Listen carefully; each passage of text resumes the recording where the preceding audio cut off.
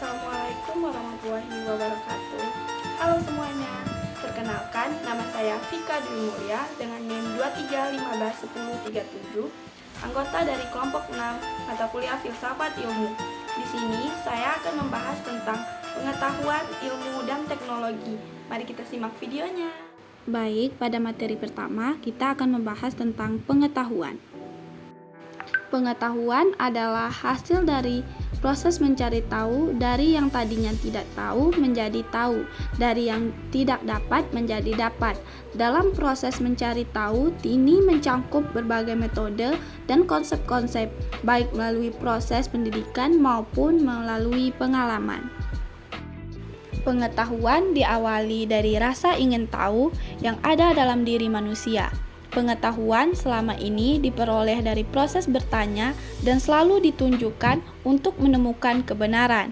Di dalam filsafat ilmu, pengetahuan itu disebut dengan pengetahuan yang benar jika telah memenuhi beberapa kriteria kebenaran.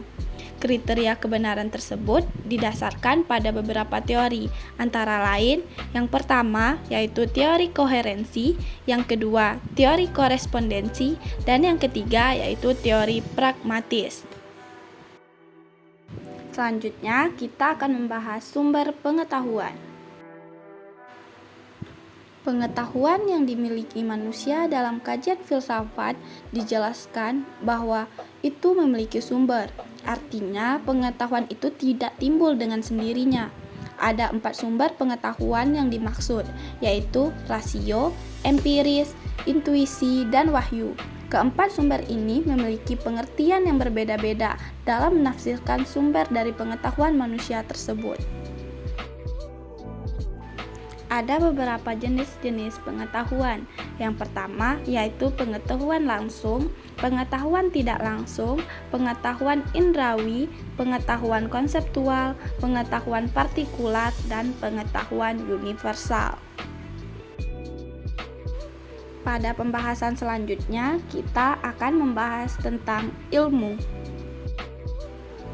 Hofer mengatakan, ilmu adalah seperangkat aturan dan bentuk guna penelitian yang diciptakan oleh orang-orang yang menghendaki jawaban yang handal. Sementara itu, Pujawijatna mengatakan ilmu adalah deskripsi data pengalaman secara lengkap dan dapat dipertanggungjawabkan dalam rumus-rumus yang sederhana. Ilmu adalah bagian dari pengetahuan dengan ciri-ciri yang pertama yaitu memiliki objek tertentu, yang kedua bersifat empiris, yang ketiga memiliki metode tertentu, keempat yaitu sistematis, yang kelima dapat ditransformasikan, dan yang keenam bersifat universal dan bebas.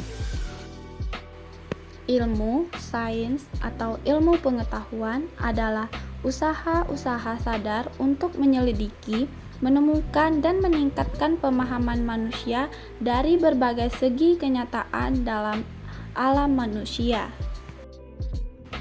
Ciri-ciri ilmu pengetahuan. Yang pertama yaitu empiris. Empiris merupakan pengetahuan yang diperoleh berdasarkan pengamatan dan percobaan. Yang kedua, sistematis. Berbagai keterangan dan data yang tersusun sebagai kumpulan pengetahuan mempunyai hubungan ketergantungan dan teratur. Yang ketiga, objektif, yaitu ilmu berarti pengetahuan itu bebas dari prasangka, perseorangan, dan kesukaan pribadi. Yang keempat yaitu analitis. Pengetahuan ilmiah berusaha membeda-bedakan pokok soalnya ke dalam bagian yang terperinci untuk memahami berbagai sifat, hubungan, dan peranan dari bagian-bagian itu. Yang kelima yaitu verifikatif, dapat diperiksa kebenarannya oleh siapapun juga. Pada pembahasan selanjutnya, kita akan membahas tentang teknologi. Teknologi merupakan sesuatu yang mengacu pada objek benda yang dipergunakan untuk kemudahan aktivitas manusia seperti mesin, perkakas, atau perangkat keras.